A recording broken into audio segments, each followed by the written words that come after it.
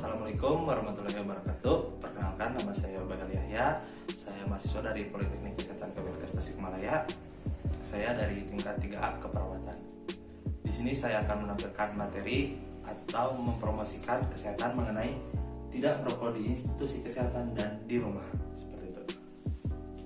Langsung saja, untuk tujuan umumnya, saya akan memberikan informasi kepada peserta penyuluhan tentang tidak merokok di institusi kesehatan dan tidak merokok di rumah, dan diharapkan peserta dapat mengaplikasikan dalam kehidupannya sehari-hari. Untuk tujuan khususnya, setelah mendapatkan penyuluhan tentang tidak merokok di institusi kesehatan dan tidak merokok di rumah, diharapkan masyarakat dapat memahami dan menjelaskan kembali tentang yang pertama, pengertian merokok, yang kedua, kandungan dalam rokok, yang ketiga, bahaya rokok bagi kesehatan, dan yang keempat, cara berhenti dari merokok. Oke, langsung saja kepada yang pertama, yaitu pengertian dari rokok. Pengertian dari rokok adalah salah satu zat adiktif yang bila digunakan mengakibatkan bahaya bagi kesehatan individu ataupun bagi kesehatan masyarakat. Kemudian ada juga yang menyebutkan bahwa rokok adalah hasil olahan tembakau terbungkus, termasuk cerutu atau bahan lainnya yang dihasilkan dari tanaman Nicotiana tabacum, seperti itu. Yang kedua yaitu kandungan dalam rokok.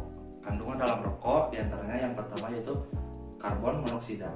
Nah, salah satu kandungan rokok yang merupakan gas beracun adalah karbon monoksida. Senyawa yang satu ini merupakan gas yang tidak memiliki rasa dan tidak memiliki bau. Jika terhirup terlalu banyak, maka sel-sel darah merah akan lebih banyak berikatan dengan karbon monoksida dibandingkan berikatan dengan oksigen dalam tubuh. Seperti itu. Kemudian kandungan yang kedua yaitu nikotin. Nikotin yang dihisap oleh perokok akan terserap masuk ke aliran darah, kemudian merangsang tubuh untuk memproduksi lebih banyak hormon adrenalin sehingga menyebabkan peningkatan tekanan darah, menyebabkan peningkatan denyut jantung, kemudian meningkatkan pernapasan. Seperti itu. Kemudian yang ketiga kandungannya yaitu adalah tar. Kandungan rokok lainnya yang bersifat karsinogenik adalah tar. Tar yang terhirup oleh perokok akan mengendap di paru-paru. Timbunan tar ini berisiko tinggi menyebabkan penyakit pada paru-paru seperti kanker paru-paru dan emfisema. Kemudian ada lagi kandungan yang lainnya yaitu kandungan yang keempat yaitu benzena. Benzena merupakan residu dari pembakaran rokok.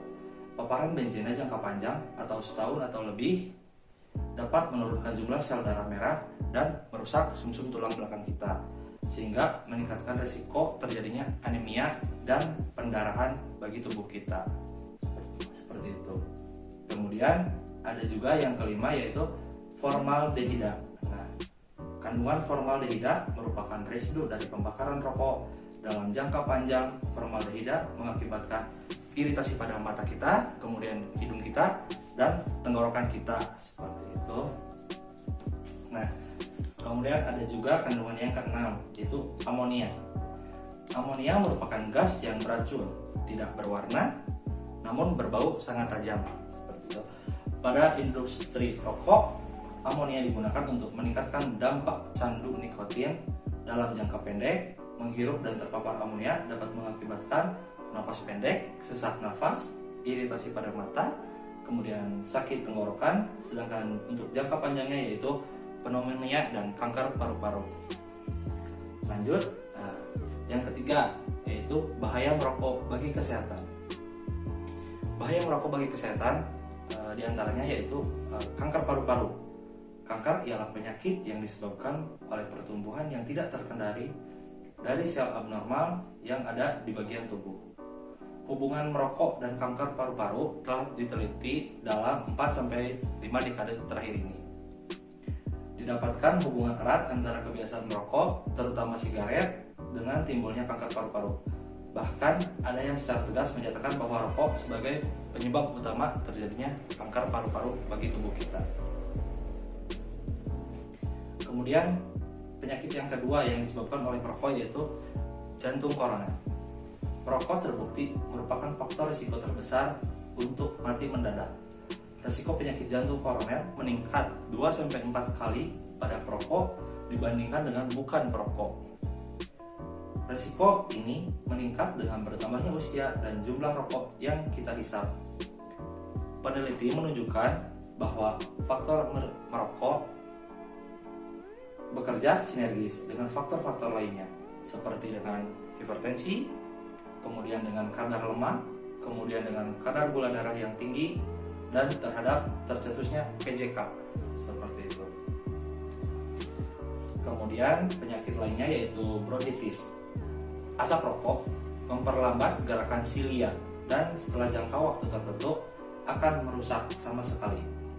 Keadaan ini berarti bahwa seorang perokok harus lebih banyak batuk untuk mengeluarkan mukusnya karena sistemnya tidak lagi bekerja sebaik semula. Seorang perokok lebih mudah menderita radang paru-paru yang disebut bronkitis. Kemudian penyakit selanjutnya yaitu penyakit stroke. Stroke adalah penyakit defisit neurologi akut yang disebabkan oleh gangguan pembuluh darah otak yang terjadi secara mendadak serta menimbulkan gejala dan tanda yang sesuai dengan daerah otak yang terganggu. Kejadian serangan penyakit ini bervariasi tempat, waktu, dan keadaan penduduknya, seperti itu. Kemudian penyakit lainnya yang ditimbulkan oleh perokok yaitu penyakit dalam gangguan reproduksi. Merokok berdampak buruk bagi kesehatan reproduksi, menyebabkan infertilitasi, kelahiran prematur, keguguran, dan sindrom kematian bayi mendadak. Pria yang sering merokok memiliki risiko lebih besar menderita disfungsi ereksi. Kemudian untuk penyakit lainnya ada juga yang merusak kepada sistem tenggorokan kita.